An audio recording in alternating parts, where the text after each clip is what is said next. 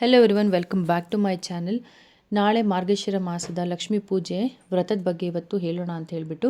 So ವಿಶೇಷವಾಗಿ ನಾವು ಯಾವಾಗಲೂ ಶುಕ್ರವಾರ ನಾವು ಲಕ್ಷ್ಮೀ ಪೂಜೆ ಮಾಡ್ತೀವಿ.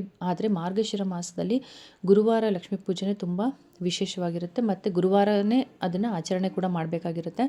ಸೊ ಮಾರ್ಗಶಿರ ಮಾಸದಲ್ಲಿ ಮಾತ್ರ ಈ ರೀತಿಯಾಗಿ ನಾವು ಆಚರಣೆ ಮಾಡೋದು. ಸೊ ಕೆಲ್ಸಕ್ಕೆ ಹೋಗೋರು ಇರ್ತೀರಾ, ಕೆಲ್ಸಕ್ಕೆ ಹೋಗ್ತಾ ನಾನು ಇವಾಗ ಪೂಜೆ ಮಾಡೋದಕ್ಕಾಗೋದಿಲ್ಲ ಅಥವಾ ಹೀಗೆ ನಿಯಮ ಪಾಲನೆ ಮಾಡೋಕ್ಕಾಗಲ್ಲ ಅನ್ನೋರಿಗೂ ಕೂಡ ಯಾವ ರೀತಿ ಮಾಡೋದು ಅಂತ ನಾನು ಇವತ್ತಿನ ಒಂದು ವೀಡಿಯೋದಲ್ಲಿ ಹೇಳ್ತೀನಿ.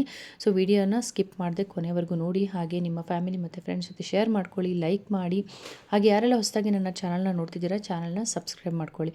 ಸೊ ಮಾರ್ಗಶಿರ ಮಾಸದಲ್ಲಿ ನಾನು ತುಂಬ ಜನ ಹೇಳೋದು ಕೇಳಿದ್ದೀನಿ. ನನಗೆ ಮುಂಚೆ ನನಗೆ ಗೊತ್ತಿರೋ ಹಾಗೆ ಒಂದು 5 to 6 years ಬ್ಯಾಕ್ ನನಗೆ ಈ ಒಂದು ಲಕ್ಷ್ಮೀ ಪೂಜೆ ಬಗ್ಗೆ ನನಗೆ ಗೊತ್ತಿರಲಿಲ್ಲ. ಸೊ ನನಗೆ ಒಬ್ಬರು ಗೊತ್ತಿರೋರು ಈ ಪೂಜೆ ಮಾಡಿದ್ಮೇಲೆ ಅವರು ಅವರದ್ದೇ ಆದ ದುಡಿಮೇಲೆ, ಅಂದರೆ ಅವರು ಯಾರ್ದು ಸಪೋರ್ಟ್ ಇಲ್ದಾಗೆ ಹಾಗೆ ಅವರು ದುಡಿತಾಯಿದ್ರು. ಅಂದರೆ ಗಂಡ ಹೆಂಡತಿ ಇಬ್ಬರು ವರ್ಕಿಂಗ್ ಇದ್ದರು.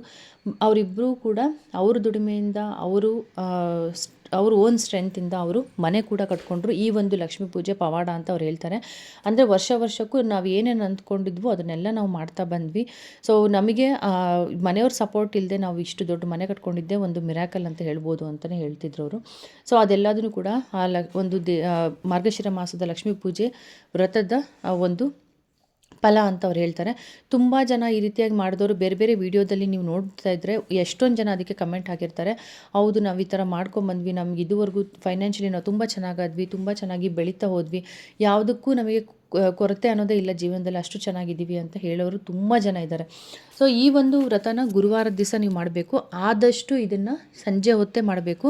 ಸಂಜೆ ಏನಕ್ಕೆ ಅಂದರೆ ಲಕ್ಷ್ಮಿ ಬರೋ ಸಮಯನೇ ಗೋಧೂಳಿ ಮುಹೂರ್ತ ಅಂತ ಹೇಳ್ತಾರೆ. ಬಿಟ್ಟರೆ ಬ್ರಾಹ್ಮಿ ಮುಹೂರ್ತದಲ್ಲಿ ಮಾಡಬೇಕು. ಯಾರಿಗೆ ಗೋಧೂಳಿ ಮುಹೂರ್ತದಲ್ಲಿ ಮಾಡೋಕ್ಕಾಗಲ್ಲ ಅಂಥವ್ರು ಮಾತ್ರ ಬ್ರಾಹ್ಮಿ ಮುಹೂರ್ತದಲ್ಲಿ ಮಾಡಿರಿ. ಇಲ್ಲ ಅಂದರೆ ಆರಾಮಾಗಿ ಸಂಜೆ ಹೊತ್ತು ಈ ಪೂಜೆನ ಮಾಡಬೇಕು. ಜೊತೆಲಿ ತುಂಬ ಶ್ರೇಷ್ಠ ಅಂತ ಕೂಡ ಹೇಳ್ತಾರೆ ಸಂಜೆ ಹೊತ್ತು ಮಾಡೋದ್ರಿಂದ. ಇದರಲ್ಲಿ ಇವಾಗ ಏನಂದರೆ ನೀವು ವರಮಹಾಲಕ್ಷ್ಮಿ ಪೂಜೆ ಆಗಿರ್ಬೋದು ಅಥವಾ ದೀಪಾವಳಿ ಲಕ್ಷ್ಮೀ ಪೂಜೆ ಆಗಿರ್ಬೋದು ಒಂದು ದಿವಸದಲ್ಲಿ ನೀವು ಮಾಡಿ ಮುಗಿಸ್ತೀರಾ. ಬಟ್ ಇದು ಹೇಗಂದರೆ ವಾರ 4 ವಾರಗಳು ನಿಮಗೆ ಮಾಡಬೇಕಾಗತ್ತೆ. 3 ಗುರುವಾರ ನೀವು ಮಾಡ್ತೀರಾ. ಒಂದು ಗುರುವಾರ ಅಪ್ಪಿತಪ್ಪಿ ಇವಾಗ ಹೆಣ್ಮಕ್ಳಿಗೆ ಒಂದು ಪ್ರಾಬ್ಲಮ್ ಬಂದೇ ಬರುತ್ತೆ ಮಂತ್ಲಿ ಒನ್ಸ್. ಸೊ ನೀವು ಆ ಥರದಲ್ಲಿ ಯಾವಾಗಾದ್ರೂ ಇದ್ದಾಗ ನೀವು ಒಂದು ವಾರ ಯಾವಾಗಾದರೂ ಶುಕ್ರವಾರದಲ್ಲಿ ನೀವು ಮಾಡ್ಕೊಳ್ಬೋದು. ಹಾಗೆ ಇನ್ನೊಂದೇನೆಂದರೆ ಬೇರೆ ಊರಿಗೆ ಹೋಗಿರ್ತೀವಿ, ಹೇಗೆ ಮಾಡೋದು ಅಂದರೆ ಬೇರೆ ಊರಿಗೆ ಹೋದಾಗ ನೀವು ಅಲ್ಲಿನೂ ಕೂಡ ಈ ವ್ರತನ ಮಾಡ್ಕೊಳ್ಬೋದು. ಸೊ ಇವಾಗ ನಾನು ಹೇಳೋದೇನೆಂದರೆ ಎಲ್ಲರಿಗೂ ಕಳಸ ಇಟ್ಟೇ ನಾವು ಪೂಜೆ ಮಾಡೋದಕ್ಕಾಗೋದಿಲ್ಲ ಅಂತ ಹೇಳ್ತಾರೆ.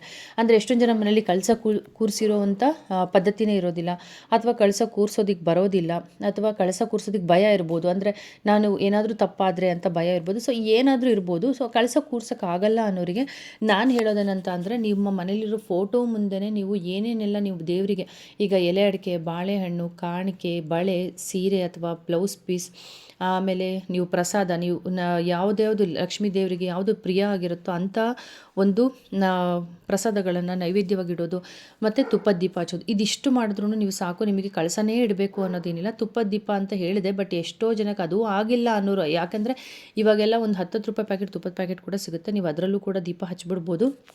ತೀರಾ ನಮಗೆ ಅದು ಆಗಲ್ಲ ಅನ್ನೋಂಥ ಪರಿಸ್ಥಿತಿ ಯಾರಿಗೂ ಇಲ್ಲ ಅಂತ ನಾನು ಅಂದ್ಕೊಂಡಿದ್ದೀನಿ. ಯಾಕಂದರೆ ದೇವರು ಇತ್ತೀಚೆಗೆ ಅಂದರೆ ಇವಾಗ ಎಷ್ಟೋ ಜನ ಎಷ್ಟೋ ಥರದಲ್ಲಿ ಚೇಂಜಸ್ ಲೈಫಲ್ಲಿ ನೋಡಿದ್ದಾರೆ.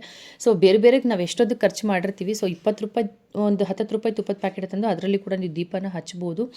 ಸೊ ನೀವು ತುಪ್ಪದ ದೀಪ ಒಂದು, ಜೊತೆಲಿ ನೈವೇದ್ಯ ಬೆಲ್ಲ ಅಥವಾ ತುಪ್ಪ ಅದನ್ನು ಮಿಕ್ಸ್ ಮಾಡಿ ಇಡ್ಬೋದು. ಅಥವಾ ನೀವು ಮೊಸರನ್ನ ಎಡೆ ಮಾಡ್ಬೋದು, ಚಿತ್ರಾನ್ನ ಎಡೆ ಮಾಡ್ಬೋದು, ಖಾರ ಪೊಂಗಲ್ನ ಎಡೆ ಮಾಡ್ಬೋದು, ಸಿಹಿ ಪೊಂಗಲ್ನ ಎಡೆ ಮಾಡ್ಬೋದು. ಸೊ ಮತ್ತು ಗೋಧಿ ಹಿಟ್ಟಿನಿಂದ ಮಾಡಿರೋ ಪ್ರಸಾದ ಲಕ್ಷ್ಮೀ ದೇವರಿಗೆ ತುಂಬ ಪ್ರಿಯ. ಗೋಧಿ ಮತ್ತು ಬೆಲ್ಲ ಅಥವಾ ಸಕ್ಕರೆ ಮಿಕ್ಸ್ ಮಾಡಿರೋವಂಥದ್ದು. ಸೊ ಈ ಥರದಲ್ಲೂ ನೀವು ಮಾಡ್ಬೋದು. ನೀವು ಈ ಫೋಟೋದಲ್ಲಿ ನೋಡ್ತಾ ಇದ್ರೆ ನೀವು, ನಾನು ಕಳಸ ಯಾವತ್ತೂ ಇಟ್ಟು ಪೂಜೆ ಮಾಡಿಲ್ಲ. ಸೊ ಈ ರೀತಿಯಾಗಿ ನಮ್ಮ ಮನೆಯಲ್ಲಿ ಒಂದು ಶೆಲ್ಫ್, ಒಂದು ಥರ ದೇವ್ರ ರೂಮ್ಗೆ ಅದೇ ಶೆಲ್ಫ್ ಒಂದು ಮಾಡಿಕೊಟ್ಟಿದ್ದಾರೆ ಅಷ್ಟೇ. ಸೊ ಅದ್ರ ಮೇಲೆ ನಾನು ಪ್ರತಿ ದೇವ್ರದ್ದು ಏನೇನು ಫೋಟೋ ಇಡ್ತೀನೋ ಅದೇ ರೀತಿ ಫೋಟೋ ಇಟ್ಬಿಟ್ಟು ನಾನು ಅಲ್ಲಿ ಗಮನಿಸಿದ್ರೆ ನೀವು ಲಕ್ಷ್ಮೀ ಫೋಟೋಗೆ ನಾನು ಗೋಲ್ಡ್ ಅದೇನು ನಮ್ಮ ಒಡವೆ ಏನಿರುತ್ತೆ ಅದನ್ನು ಇಟ್ಬಿಟ್ಟು ಅದನ್ನು ಹಾಕ್ತೀನಿ. ಕೆಲವೊಂದೆಲ್ಲ ಬೌಲಲ್ಲಿ ಹಾಗೆ ಇಡ್ತೀನಿ. ಆಮೇಲೆ ಬೆಲ್ಲದನ್ನ ಎಡೆ ಮಾಡಿದ್ದೀನಿ, ಗೋಧಿ ಹಿಟ್ಟಿಂದು ಪ್ರಸಾದ ಮಾಡಿದ್ದೆ. ಅದಾದಮೇಲೆ ದೇವ್ರ ಮುಂದೆ ದುಡ್ಡು ಆಗಿರ್ಬೋದು, ನಾವು ಬಳೆ ಆಗಿರ್ಬೋದು, ಏನೇ ಆಗಿರ್ಬೋದು, ತಾಂಬೂಲ, ಈ ಹಣ್ಣು ಇವೆಲ್ಲದನ್ನು ಕೂಡ ನಾನು ಹಾಗೆ ಮುಂದೆ ಇಟ್ಬಿಟ್ಟು ಪೂಜೆ ಮಾಡ್ತಿದ್ದೆ. ನಿಜವಾಗ್ಲೂ ವರ್ಷಕ್ಕೂ ನನ್ನ ಲೈಫಲ್ಲಿ ಕೂಡ ತುಂಬ ಚೇಂಜಸ್ನ ನಾನು ನೋಡಿದ್ದೀನಿ. ಸೊ ನೀವು ಕೂಡ ಇದನ್ನು ಮಾಡಿ, ಹೀಗೇ ಮಾಡಬೇಕು ಅಂತ ಇಲ್ಲ. ಸೊ ಕೆಲ್ಸಕ್ಕೆ ಹೋಗೋರು ನಮಗೆ ಸಂಜೆ ಬಂದು ಮಾಡೋಕ್ಕಾಗಲ್ಲ ಅನ್ನೋರು ಆದಷ್ಟು ಬೆಳಗ್ಗೆ ಬ್ರಾಹ್ಮಿ ಮುಹೂರ್ತದಲ್ಲಿ ಇದನ್ನು ಮಾಡಿರಿ. ಬ್ರಾಹ್ಮಿ ಮುಹೂರ್ತ ಅಂದರೆ ಆಲ್ಮೋಸ್ಟ್ 4:45 ನಿಮಗೆ ಒಂದು 5:30 ತನಕ ನಿಮಗೆ ಸಿಗುತ್ತೆ. ಸಂಜೆ ಅಂದರೆ ಗೋಧೂಳಿ ಸಮಯ ಅಂದ್ರೂ ಕೂಡ ನಿಮಗೆ ಒಂದು 5:30 7 ಗಂಟೆ ತನಕ ನಿಮಗೆ ಟೈಮಿಂಗ್ಸ್ ಸಿಗುತ್ತೆ. ಸೊ ಅಷ್ಟರೊಳಗಡೆ ನೀವು ಆರಾಮಾಗಿ ಪೂಜೆನ ಆಫೀಸ್ನಿಂದ ಬಂದು ಮಾಡೋಕ್ಕಾಗುತ್ತೆ ಅನ್ನೋರು ಬೆಳಗ್ಗೆ ಎಲ್ಲ ಜೋಡಿಸಿಟ್ಟು ಹೋಗಿ ಸಂಜೆ ಕೂಡ ನೀವು ಮಾಡ್ಕೊಳ್ಬೋದು. ಸೊ ನೋಡಿ, ಇದು ವರ್ಷಕ್ಕೂ ನಾನು ಮಾಡಿರೋಂಥ ಪೂಜೆ. ಗೋಧಿ ಹಿಟ್ಟಿನ ಪ್ರಸಾದ ಮಾತ್ರ ತುಂಬ ಶ್ರೇಷ್ಠ ಅಂತ ಹೇಳ್ತಾರೆ ಲಕ್ಷ್ಮೀ ದೇವರಿಗೆ. ಸೊ ನಿಮಗೆ ಕಳಸ ಕೂರಕ್ಸಕ್ಕೆ ಇಷ್ಟ ಇಲ್ಲ ಅಂದವರು ಈ ರೀತಿಯಾಗಿ ಪೂಜೆ ಮಾಡ್ಬೋದು. ನಾನು ವರ್ಷ ಇದೇ ರೀತಿಯಾಗಿ ಮಾಡ್ಕೊಳ್ಳೋದು. ಕಳಸ ಕೂರಿಸ್ಬೇಕು ಅನ್ನೋವಂಥವ್ರು ನಾರ್ಮಲಾಗಿ ನೀವು ಹೇಗೆ ವರಮಹಾಲಕ್ಷ್ಮಿ ಪೂಜೆಗಾಗಿರ್ಬೋದು, ಈ ಥರ ಎಲ್ಲ ಏನು ಕಳಸ ಕೂರಿಸಿ ಪೂಜೆ ಮಾಡ್ತೀರಾ ನೀವು ಅದೇ ರೀತಿಯಾಗಿ ಮಾಡ್ಬೋದು. ಹಾಗೆ ನೀವು ಕೊನೆಯ ವಾರ ನೀವು ಇದನ್ನು ತುಂಬ ಜೋರಾಗಿ ಮಾಡಿ ಒಂದಿಷ್ಟು ಜನಕ್ಕೆ ನೀವು ಮನೆಯಲ್ಲೇ ಊಟ ವ್ಯವಸ್ಥೆ ಕೂಡ ಮಾಡ್ಬೋದು, ಪ್ರಸಾದ ಕೊಡ್ಬೋದು, ಅಥವಾ ತಾಂಬೂಲ ಇದನ್ನೆಲ್ಲ ಕೊಟ್ಟು ನೀವು ಮಾಡ್ಬೋದು. ಅದೆಲ್ಲ ನಿಮ್ಮ ಶಕ್ತಿ ಅದು ಎಲ್ಲ ಮಾಡೋದು ಇರುತ್ತೆ. ಸೊ ಇದನ್ನು ನಿಜವಾಗ್ಲೂ ತುಂಬ ಮಿರಾಕಲಸ್ ಅಂತಲೇ ಹೇಳ್ತಾರೆ. ಅಂದರೆ ಈ ಪೂಜೆ ಮಾಡೋದ್ರಿಂದ ತುಂಬ ಮಿರಾಕಲ್ ನಡೆದಿದೆ ಅಂತ ಹೇಳ್ತಾರೆ. ಅಂದರೆ ಲೈಫಲ್ಲಿ ಏನೇನು ಅಂದ್ಕೊಂಡು ಮಾಡ್ತಾರೋ ಅದನ್ನೆಲ್ಲ ನೆರವೇರುತ್ತೆ ಅಂತ ಹೇಳ್ತಾರೆ. ಸೊ ನಾಳೆಯಿಂದ ಇದೆ ಇದು. ನಾಳೆ ಫಸ್ಟ್ ದಿವಸ ಇರೋದು, ಫಸ್ಟ್ ಗುರುವಾರ ಬಂದಿದೆ. ಹಾಗೆ ನೀವು ನಾಳೆ ಏನೇನೆಲ್ಲ ಮಂತ್ರಗಳನ್ನು ಹೇಳ್ಕೊಳ್ಬೋದು ಅಂದರೆ, ನೀವು ದೇವ್ರದ್ದು ಫೋಟೋ ಎಲ್ಲ ಇಟ್ಟು ನೀವೇನು ನೈವೇದ್ಯ ಎಲ್ಲ ಇಟ್ಟೆಲ್ಲ ಆದಮೇಲೆ ನೀವು ದೀಪ ಹಚ್ಚಿದ ಮೇಲೆ ಊದಿನ ಕಡ್ಡಿ ಬೆಳಗ್ಗೆ ಅದಾದಮೇಲೆ ಕೂತ್ಬಿಟ್ಟು ನೀವು ಲಕ್ಷ್ಮೀ ದೇವ್ರದ್ದು ಅಷ್ಟೋತ್ತರನ ಹೇಳಿ. ಲಕ್ಷ್ಮೀ ದೇವ್ರದ್ದು ಹಾಡುಗಳು ಬರುತ್ತೆ, ಅದನ್ನು ಹೇಳಿ. ನಮಸ್ತೆಸ್ತು ಮಹಾಮಾಯಿ ಅದ್ರದ್ದು ಒಂದು ಹಾಡೇ ಇದೆ. ಸೊ ಆ ಹಾಡನ್ನು ಹೇಳ್ಕೊಳ್ಳಿ. ಅದಾದಮೇಲೆ ನಿಮಗೆ ಯಾವುದು ಬೇರೆ ಯಾವುದೇ ಸ್ತೋತ್ರ ಮಹಾಲಕ್ಷ್ಮೀ ದೇವ್ರದ್ದು ಬರುತ್ತೆ ಅಥವಾ ಹಾಡು ಬರುತ್ತೆ ಅಂದರೆ ಅದನ್ನು ಹೇಳ್ಕೊಳ್ಳಿ. ನಿಜವಾಗ್ಲೂ ಹಾಡು ಹೇಳೋದೇ ದೇವರಿಗೆ ತುಂಬ ಹೊಗಳದಾಗೆ, ತುಂಬ ಖುಷಿ ಅಂತ ಅನಿಸುತ್ತೆ ದೇವರಿಗೆ. ಸೊ ಅದಕ್ಕೋಸ್ಕರ ಎಲ್ಲರ ಕಡೆಯೂ ಹೇಳ್ತಿರ್ತಾರೆ, ಯಾವುದೇ ಪೂಜೆಯಲ್ಲಿ ಹೋದರೂ ಹೇಳ್ತಿರ್ತಾರೆ ಯಾರಾದರೂ ಹಾಡು ಹೇಳಿ ಅಂತ. ಸೊ ಆ ರೀತಿಯಾಗಿ ದೇವರನ್ನು ನೀವು ಒಲಿಸ್ಕೊಳ್ಳೋಕ್ಕೆ ಅದು ಒಂದು ನಿಮಗೆ ಸುಲಭವಾದ ಮಾರ್ಗ ಅಂತ ಹೇಳ್ಬೋದು.